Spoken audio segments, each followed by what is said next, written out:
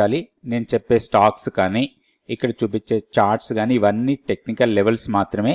ఏ stock కూడా by are cell recommendation అయితే కాదు. హై ఫ్రెండ్స్, నేను ఆర్పి. ఈరోజు 21 జూలై. సో ఈరోజు నిఫ్టీ నెగిటివ్ గానే క్లోజ్ అయింది. 50 పాయింట్స్ మైనస్ లో 24,187 దగ్గర క్లోజ్ అయింది.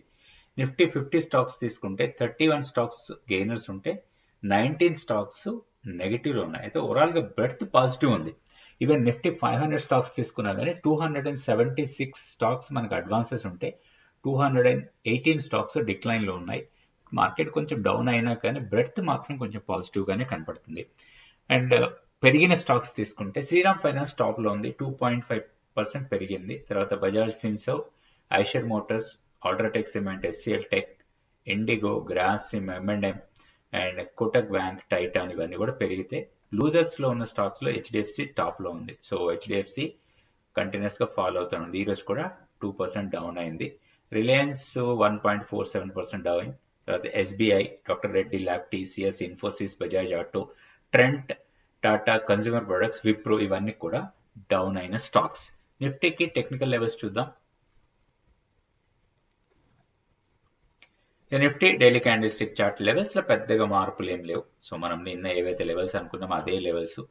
చిన్న రేంజ్ లోనే ట్రేడ్ అయింది ఈ రోజు కూడా. సో ఈ బిగ్ బార్ ని ఇంకా క్రాస్ చేయలే మనకి. ఇది ఫ్రైడే రోజు వచ్చిన బార్ ఏదైతే ఉందో దీన్ని ఈ రేంజ్ బ్రేక్అవుట్ కాలే. సో ఓవరాల్ గా రేంజ్ బౌండ్ ట్రేడింగ్ ఉండే అవకాశాలు ఎక్కువ కనపడుతున్నాయి రాబోయే రోజుల్లో కూడా.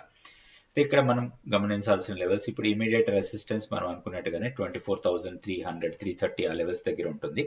సో డౌన్ సైడ్ లో 24,080 ఇమీడియట్ సపోర్ట్. బ్రేక్ అయితే 23,960 మన key level. So key level కన్నా పైన ఉన్నాం కాబట్టి ఏదైనా డిప్స్ ఇస్తే బయింగ్ ఆపర్చునిటీ కోసం చూడొచ్చు. కీ లెవెల్ నే మన స్టాప్ లాస్ లాగా పెట్టుకోవాలి మన లాంగ్స్ ని క్యారీ చేసినప్పుడు. నెక్స్ట్ మనం బ్యాంక్ నిఫ్టీ లెవెల్స్ చూద్దాం. సో బ్యాంక్ నిఫ్టీ హైయర్ లెవెల్లో సెల్లింగ్ ప్రెషర్ హెవీగా వచ్చింది. ఒక doji type of candle form అయింది ఈరోజు. అండ్ ఇంకొకటి మనకి మెయిన్ గా రూపీ. సో రూపీ డాలర్ తో కంపేర్ చేసుకుంటే మనం 96.23 దగ్గర ఉన్నాం. సో ఆల్మోస్ట్ కనిష్టానికి వచ్చేసింది అనుకోవచ్చు రూపీ డిప్రెసియేషన్ అనేది మనకి బ్యాంకింగ్ స్టాక్ లో చాలా ఎక్కువగా కనపడుతుంది. అంటే దాని ఎఫెక్ట్ అనేది బ్యాంకింగ్ స్టాక్స్ లో చాలా ఎక్కువగా కనపడుతుంది మనకి. ఓవరాల్ గా ఇంపోర్ట్ కంపెనీస్ లో వీటన్నిటిలో కూడా మనకి ప్రాబ్లంగా ఉంది. సో ఇది మనకి మార్కెట్ ని హైయర్ లెవెల్ కు వెళ్లకుండా ఆపుతుంది అనుకోవచ్చు ఒక రకంగా. డాలర్ తో కంపేర్ చేస్తే రూపీ బాగా వీక్ అయింది. సో ఇది మనకి. అండ్ ఇంకొకటి మనకి క్రూడ్ ఆయిల్ ప్రైస్లు కూడా రెగ్యులర్ గా పెరుగుతూ ఉన్నాయి. సో ఇవన్నీ కూడా మన మార్కెట్ ని అప్ మూమెంట్ వెళ్లకుండా అడ్డుకుంటున్నాయని చెప్పొచ్చు. అయితే డౌన్ సైడ్ మాత్రం రిస్ట్రిక్షన్ గా ఉంది, ఎందుకంటే లోయర్ లెవెల్లో సపోర్ట్ బాగానే వస్తుంది మార్కెట్ కి. ఓవరాల్ గా చూసినప్పుడు మనకు కొంత range bound trading are consolidation zone లోనే ట్రేడ్ అవుతా ఉంది. సో బ్యాంక్ నిఫ్టీ కూడా అదే సెనారియో కనపడుతుంది. కీ లెవెల్లో కూడా ఎలాంటి మార్పు లేదు. 57,100 మన కీ లెవెల్. అండ్ ఇప్పుడు immediate support 57,480. And resistance point చూస్తే ఇప్పుడు ఇమీడియట్ గా రెసిస్టెన్స్ వచ్చి 58,000 దగ్గర, 58,100 ఆ లెవెల్స్ కొంత స్ట్రాంగ్ రెసిస్టెన్స్ ఇవ్వచ్చు. బ్రేక్ అయితే 58,700 వరకు వెళ్ళొచ్చు.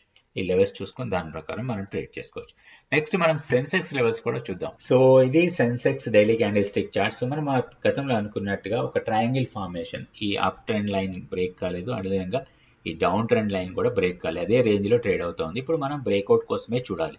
ఇప్పుడు ఇమీడియట్ రెసిస్టెన్స్ మనకి 78,100 దగ్గర ఉంటుంది. స్ట్రాంగ్ రెసిస్టెన్స్ అది. అండ్ డౌన్ సైడ్ లో మనకి ఇప్పుడు ఇమీడియట్ సపోర్ట్ అంటే అరౌండ్ 77,180. ఇది ఇమీడియట్ సపోర్ట్ లాగా ఉంటుంది. దాన్ని బ్రేక్ చేస్తే 76,820. ఆ తర్వాత 76,230. ఇన్ కేస్ 76,230ని బ్రేక్ అయితే మాత్రం ఫాల్ కొంచెం షార్ప్ గా ఉండే అవకాశాలు ఉన్నాయి. అక్కడి నుంచి దాదాపుగా 700 to 800 పాయింట్స్ డౌన్ సైడ్ లోనే సపోర్ట్ ఉంది 75,540 దగ్గర. ఇప్పుడు మనం చూడాల్సింది ఏదైనా డిప్స్ ఇస్తే కొంతవరకు లాంగ్ ఎంట్రీస్ కోసం ప్లాన్ చేయొచ్చు. కాకపోతే ఒక బ్రేక్అవుట్ కోసం చూస్తేనే చాలా బెటర్ అనిపిస్తుంది. ఈ ట్రయాంగిల్ బ్రేక్అవుట్ ఇస్తే మాత్రం మనకు ఒక 500 to 600 పాయింట్ జంప్ ఉండొచ్చు ఇమీడియట్ గా. సో అట్లా ప్లాన్ చేసుకొని దాని ప్రకారం ట్రేడ్ చేసుకోవచ్చు. సో గత వీడియోస్ లో కూడా మనం అనుకుంటున్నాం సెన్సెక్స్ లో ట్రేడ్ చేయాలంటే ఆప్షన్స్ లోనే ట్రేడ్ చేయాలి మనం. సో ఆప్షన్స్ లో ట్రేడ్ చేసేటప్పుడు కొంచెం జాగ్రత్తలు ఎక్కువ తీసుకోవాలి, ఎందుకంటే ఆప్షన్స్ లోనే ఎక్కువ మంది నష్టపోతూ ఉంటారు. మెయిన్ గా మనకు తెలవాల్సింది option pricing formula. So option prices ఎట్లా మూవ్ అవుతాయి అంటే ఆప్షన్ ప్రీమియం ఏదైతే ఉందో అది ఎట్లా మూవ్ అవుతుంది అనేది మనకు తెలవాలి. అది తెలిసినప్పుడు మాత్రమే మనం ఆప్షన్స్లో ట్రేడ్ చేయాలి. అండ్ ప్రాపర్ స్ట్రాటజీస్తో చేస్తే మనకు ఆప్షన్స్లో లాభాలు రావడానికి అవకాశం ఉంటుంది. ఈ strategies and options trading, futures ఏంటి, క్యాండిల్ స్టిక్స్, టెక్నికల్ లెవెల్స్, అదేవిధంగా ఫండమెంటల్ అనాలిసిస్, ఇవన్నీ కూడా మీరు 100 డేస్ మెంటర్షిప్ ప్రోగ్రాంలో నేర్చుకోవచ్చు. నెక్స్ట్ బ్యాచ్ 3rd ఆగస్ట్ నుంచి స్టార్ట్ అవుతుంది. ఈరోజు స్టాక్ ఫ్యూచర్స్ యాక్టివిటీ చూస్తే లాంగ్స్ బిల్డ్ అవుతున్న స్టాక్స్ ఎక్కువ ఉన్నాయి. 106 ఉన్నాయి, షార్ట్ బిల్డప్లో 98, short covering 6, long unwinding 3. So longs ఎక్కువగా బిల్డ్ అవుతున్న స్టాక్లో టాప్లో ఉంది నౌకరీ, తర్వాత ఆరో ఫార్మా, కేఏ industries, Shriram finance, Astral, Titan, Sun Pharma, Hindustan petroleum, తర్వాత పిడిలైట్ ఇండస్ట్రీస్. అదేవిధంగా షార్ట్స్ ఎక్కువగా బిల్డ్ అవుతున్న స్టాక్లో టాప్లో ఉంది NHPC, oil India, Paytm, Amber enterprises, HDFC AMC, HDFC bank, మ్యాస్డాక్, బంధన్ బ్యాంక్, ఫోర్స్ మోటార్స్, ఇవన్నీ కూడా షార్ట్ బిల్డప్లో కనబడుతూ ఉన్నాయి. అయితే మనం ఇప్పుడు ఈరోజు ఒక 2 స్టాక్స్ తీసుకుందాం. ఈ 2 స్టాక్స్ కూడా కామెంట్స్ రూపంలో మీరు అడిగిన స్టాక్స్ కి టెక్నికల్ లెవెల్స్ చూస్తున్నాం. సో మీరు అడిగిన కామెంట్స్ లో తేజాస్ నెట్వర్క్ గురించి అడిగారు, అదేవిధంగా అపోలో మైక్రో సిస్టమ్స్ గురించి. ఈ 2 స్టాక్స్ గురించి చూద్దాం ఇప్పుడు. కాకపోతే ఇవి టెక్నికల్ లెవెల్స్ మాత్రమే, ఎలాంటి బాయ్ సెల్ రికమెండేషన్ కాదు. సో మీరు అడిగిన దానికి టెక్నికల్ గా లెవెల్స్ ఎలా ఉన్నాయో ఒకసారి చూద్దాం. సో ఇది Tejas network daily candlestick chart. So ఇది హైయర్ లెవెల్ నుంచి కొంత ఫాల్ అవుతుంది. ఇక్కడ మనకి ఒక ట్రెండ్ చేంజ్ లాగా కూడా కనపడుతుంది. ఎందుకంటే 20 డే ఎక్స్పోనెన్షియల్ మూవింగ్ యావరేజ్ ని ఎప్పుడైతే బ్రేక్ చేసిందో, ఈ ప్రాంతంలో బ్రేక్ చేసిందో, అది అరౌండ్ 590, 595 ఆ లెవెల్స్ దగ్గర కొంత బ్రేక్ చేసి అక్కడి నుంచి డౌన్ వెళ్ళింది. సో ఇక్కడ వేవ్ వైజ్ గా చూసినప్పుడు ఈ ర్యాలీ ఏదైతే ఉందో, ఈ హైయర్ హైస్ ఫామ్ అయిన తర్వాత ఒక లో ఫామ్ అయింది, and again higher low form అయింది. సో దిస్ ఈస్ క్లాసికల్ గా కొంత ట్రెండ్ చేంజింగ్ కి ఉదాహరణలాగా తీసుకోవచ్చు.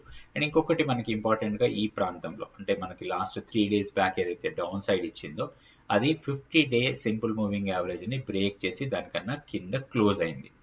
ఇక్కడ ఒకటి మనం గమనించాల్సింది, ఇప్పుడు ఈ లోయర్ సైడ్ ఇది మనకి చాలా ఇంపార్టెంట్ లెవెల్ లాగా తీసుకోవాలి. 530, 525 అనుకోవచ్చు. ఇది స్ట్రిక్ట్ గా మన దగ్గర లాంగ్స్ ఉంటే మాత్రం ఇది స్ట్రిక్ట్ స్టాప్ లాస్ లాగా పెట్టుకోవాలి. ఇది బ్రేక్ అయితే మనకి లోయర్ సైడ్ లో టెక్నికల్ గా పెద్ద సపోర్ట్ పాయింట్స్ లేవు ఇక్కడి వరకు కూడా. సో ఇన్ బిట్వీన్ మనకి ఒక 200 డిఎంఏ ఉంది, కానీ 200 డిఎంఏ వచ్చి ఆల్మోస్ట్ మనకి లెవెల్ చూద్దాం ఒకసారి. 200 డిఎంఏ ఎక్కడ ఉందో, అరౌండ్ 475 దగ్గర 200 డిఎంఏ ఉంది. సో ఇది 475. మేబీ ఈ ఫాల్ ఇక్కడ సపోర్ట్ తీసుకోవడానికి ఎక్కువ అవకాశం ఉంది. ఏదైనా ఇక్కడి నుంచి ఫాల్ అయినా కానీ ఈ 2 జోన్స్ అనుకోవచ్చు, 440, 425 అండ్ 475. ఈ 3 పాయింట్స్ మనకి టెక్నికల్ గా స్ట్రాంగ్ సపోర్ట్ పాయింట్స్ లాగా ఉంటాయి. ఒకటి ఏంటంటే ఇప్పుడు ఇక్కడ బౌన్స్ అయినా కానీ అంటిల్ అన్లెస్ ఈ హైని క్రాస్ అయితేనే మనం హైయర్ లెవెల్కి ఎక్సెప్ట్ చేయొచ్చు ఇక్కడ. సో మనకి ప్రీవియస్ గా ఉన్న గ్యాప్ ఆల్రెడీ ఫిల్ అయిపోయింది ఇది. సో 580 ఒక అప్ మూమెంట్ రావాలి అంటే ఈ 580ని క్రాస్ చేయాలి. 580ని క్రాస్ చేస్తే మళ్ళీ ప్రీవియస్ స్వింగ్ హైస్ ని టెస్ట్ చేయొచ్చు. అదర్వైజ్ ఏమవుతుంది, ఇక్కడ ఫెయిల్ అయ్యి దీన్ని బ్రేక్ అయితే మాత్రం ఫాస్ట్ షార్ట్ ఫాల్ ఉండొచ్చు టువర్డ్స్ 475. ఇవి టెక్నికల్ లెవెల్స్. ఈ లెవెల్స్ ప్రకారం మీరు ప్లాన్ చేసుకోవచ్చు. మీ దగ్గర స్టాక్ ఉంటే ఏం చేయాలనేది మీరు డిసైడ్ చేసుకోవాలి, లేదా మీ పర్సనల్ ఫైనాన్షియల్ అడ్వైజర్ సలహా తీసుకోండి. నెక్స్ట్ ఇంకొక స్టాక్ తీసుకోండి. సో నెక్స్ట్ మీరు అడిగిన stock Apollo micro systems. So ఇది కూడా అంతే అండి. సో ఇది ఒక రేంజ్ బౌండ్ లాగా ట్రేడ్ అవుతా ఉంది. రేంజ్ బ్రేక్ అయ్యే ఛాన్సెస్ కనపడుతుంది. ఎందుకంటే ఈ బ్రేక్ ఈ రోజు లాస్ట్ ట్రేడింగ్ డే రోజు ఏదైతే బ్రేక్ ఇచ్చిందో, ఇది 50 డిఎంఏని బ్రేక్ చేసింది. సో ఇదంతా కూడా టెక్నికల్ గా కొంత సపోర్ట్. అయితే ఒకటి ఈ రేంజ్ ఏదైతే ఉందో 440 నుంచి 380 మధ్యలో, ఈ మధ్యలోని మీరు చాలా రోజుల నుంచి ట్రేడ్ అవుతా ఉంది. చూస్తే మనకి మే, జూన్, జూలై సగం అయిపోయింది, మనకి ఆల్మోస్ట్ జూలై ఎండింగ్ వస్తుంది. 3 months ఒక రేంజ్ బౌండ్ ట్రేడ్ అవుతా ఉంది. దీంట్లో టెక్నికల్ గా స్ట్రాంగ్ సపోర్ట్ అంటే 360 నుంచి 350, ఇది మనకి టెక్నికల్ సపోర్ట్. ఒకటి ప్రాబ్లం ఏంటంటే 50 డిఎంఏని బ్రేక్ చేసింది అండ్ 21 ఎక్స్పోనెన్షియల్ మూవింగ్ యావరేజ్ ను కూడా బ్రేక్ చేసి దానికన్నా కింద ట్రేడ్ అవుతుంది. సో మూవింగ్ యావరేజెస్ ట్రెండ్ ప్రకారం చూస్తే కొంచెం వీక్నెస్ కనపడుతుంది స్టాక్ లో. అయితే ఒకటి 350 మనకి స్ట్రాంగ్ సపోర్ట్ ఉండొచ్చు. ఒక 2 రీజన్స్ ఉన్నాయి అక్కడ. ఇక్కడ ఒక డిమాండ్ ఏరియా ఉంది, దాంతోపాటు 100 డే ఎక్స్పోనెన్షియల్ మూవింగ్ యావరేజ్ కూడా అక్కడే ఉంది. సో అవి రెండు మనకి టెక్నికల్ గా సపోర్ట్ ఇవ్వచ్చు. ఒకవేళ ఇది కూడా ఫెయిల్ అయితే మాత్రం కొంచెం వీక్నెస్ దీంట్లో ఫర్దర్ గా మనకి ప్రీవియస్ స్వింగ్ లోస్ ఎక్కడైతే ఉన్నాయో ఒక స్ట్రాంగ్ డిమాండ్ ఇది, ఇక్కడ నుంచి మంచి ర్యాలీ వెళ్ళింది. సో అండ్ మోర్ ఓవర్ ఇక్కడనే మనకి 200 డేస్ సింపుల్ మూవింగ్ యావరేజ్ ఉంది. సో ఇట్లా ప్రాపర్ లెవెల్స్ చూసుకోవాలి మనం. ఆ లెవెల్స్ చాలా ఇంపార్టెంట్. స్టాక్ ఉంటే ప్రాబ్లం ఉండకపోవచ్చు, ఎందుకంటే కన్సాలిడేట్ అవుతుంది కాబట్టి హెవీ ఫాల్ ఉండకపోవచ్చు. వన్స్ ఈ కన్సాలిడేటెడ్ జోన్ ని బ్రేక్ అయితే మాత్రం చాలా రిస్క్ ఎక్కువ అయిపోతుంది. సో ఈ లెవెల్స్ ప్రకారం మీరు చూసుకోవచ్చు. ఇది అపోలో మైక్రో సిస్టమ్స్. రేపు వీడియోలో మళ్ళీ మీరు అడిగిన స్టాక్స్ 2 స్టాక్స్ కి టెక్నికల్ లెవెల్స్ చూద్దాం. Thank you so much for watching this video. 2022 మేలో ఒకసారికి కాల్ చేశాను. అప్పటికి అయిపోయింది, ఆప్షన్స్లోకి రావడం, డబ్బులు కొట్టుకోవడం అన్నీ అయిపోయినాయి. సరికి కాల్ చేశాను, ఇలాగా సార్ మీ దగ్గర కోచింగ్ తీసుకుంటాను నేను మళ్ళీ, అప్పుడు నేను నేర్చుకున్నాను మీ దగ్గర క్లాసెస్ అంటే. సార్ అన్నారు, సరే అమ్మా నేను ఇప్పుడు యూఎస్లో ఉన్నాను, ఇక్కడ లేను, నీకు నేను అప్పటిదే మళ్ళీ క్లాస్ ఇంకొకసారి పంపిస్తాను నేర్చుకోండి అని చెప్పి పంపించి, అప్పటి నుంచి సార్ దగ్గర 22 నుంచి ఇప్పుడు 25 3 years every week class join అవుతాం. ఏదంటే మనకు ఒక సపోర్ట్ ఉండాలండి. ఇప్పుడు మనం స్కూల్లో ఉన్నామనుకో, నేర్చుకుంటుంటే తెలియకపోతే టీచర్ని అడుగుతాం, మార్కెట్లోకి వచ్చాక ఎవరిని అడుగుతాం? అంటే నేను సార్ ఒక స్ట్రాటజీ ఇచ్చారు నాకు, ఏంటి వీక్లీ స్ట్రాటజీ. ఆ వీక్లీ స్ట్రాటజీ మనం ఫస్ట్ 2 వీక్స్ చేసేవాళ్ళం. నేను దాంట్లో మనం నేర్చుకున్నాం కదా, టెక్నికల్స్ నేర్చుకున్నాం. ఒక స్ట్రాటజీని ఇంప్లిమెంట్ చేయాలంటే దాన్ని ఎలా దానికి బ్యాక్ వర్క్ ఎంత ఉంటుంది, ఎన్నాళ్ళు దానికి మనం వెనక సైడ్ మనం పేపర్ ట్రేడింగ్ చేయాలి, అవన్నీ నేర్చుకుని నేను 4 వీక్స్ చేసేదాన్ని.